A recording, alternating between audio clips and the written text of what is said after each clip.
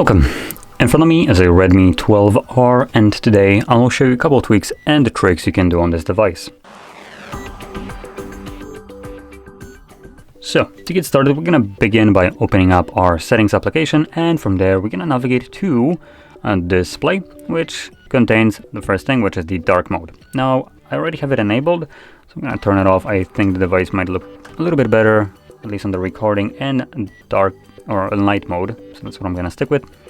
But you can obviously toggle it on or off from here, but below that you also have a scheduled dark mode, which allows you to select it so that either turns on automatically based on sunset to sunrise or on a custom timer, so you can change the times right here at which it will switch between those. So it's a pretty neat option right here. Now moving a little bit further down, we have a refresh rate. We have it set to default, but we also have a custom one. So when you select custom, it gives you the drop down right here, and you can switch between 60 or 90. Now, to kind of go over this and just give you the best option for you, which might vary a bit dependent on who is watching. If you prefer to prioritize battery life only and you don't care about the more choppy look of the display, then select the 60 under custom. Now, if you want to have basically best of both worlds, which is a little bit of a smoother motion, while still having a little bit of battery preservation, then select the default. The reason I recommend for the high refresh rate default instead of like selecting it right here to be 90 is because under default it will switch between 60 and 90. So when you have an image like this, which isn't moving whatsoever, the device automatically drops it to 60 to preserve a little bit of battery life. But the moment you start scrolling up and down, it will automatically switch it to 90, which let's actually confirm this. There we go. So there we go. Now it's 90, and when I start moving, it should be 60. Obviously, the moment you start scrolling, it instantaneously switches to 90 to give you this nicer, smoother motion of scrolling up and down. Now, continuing further, we have control center and status bar also under the display as a redirection right here at the very bottom.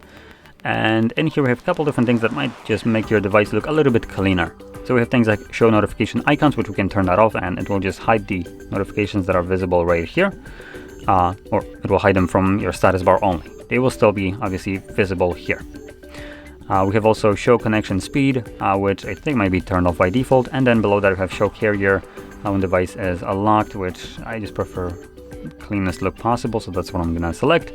And then we have edit carrier name. We have none. Obviously, if you have a SIM card, you can have it display your carrier name, or you can just turn it off, which gives you almost no benefit of having it visible, so not exactly sure why it's even an option. And then we have battery indicator. So if you want to have a little bit more info about your battery, you can select, for instance, something like this one, the middle one, which gives you the battery indicator along with the percentage of battery inside of it, which is a pretty nice and clean look in general, while giving you the info that you might be interested in. Now moving further, we can now back out and navigate in the settings to the home screen. And here we have things like the home screen, which allows you to switch between a couple different modes. So we have classic, app drawer, or light mode. Light mode is basically the one designed for elderly people with, as you can see, much bigger icons and less of them on your home screen. App drawer is just a typical Android experience. So if I go home, you can just swipe up to gain access to your entire app drawer. And the classic one, which you can see right here, is the AKA Apple-like mode with all your installed application on your home screen, spanning through several pages. So you can switch to whichever one you prefer right over here.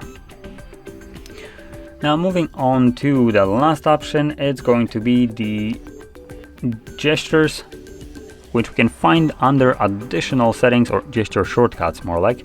And it's right here, gesture shortcuts. Now we have several different gestures that you can pick from. So we have things like launch Google Assistant, which you do by holding your power button for half a second, but to be honest, I don't like this, so I like to have that turned off. Below that we have a take screenshot with either 3-finger swipe down or a power button and a volume up. This is the default one that functions on every device, and this is the more of like Redmi exclusive, but not only. There's a couple other companies that do this.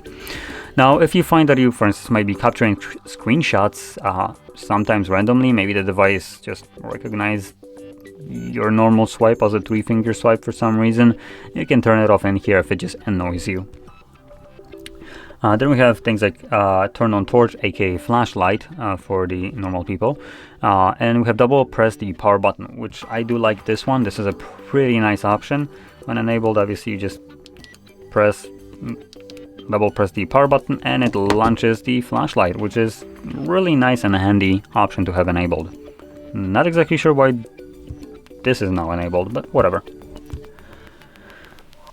And we have also launch camera, which you can do whatever you want.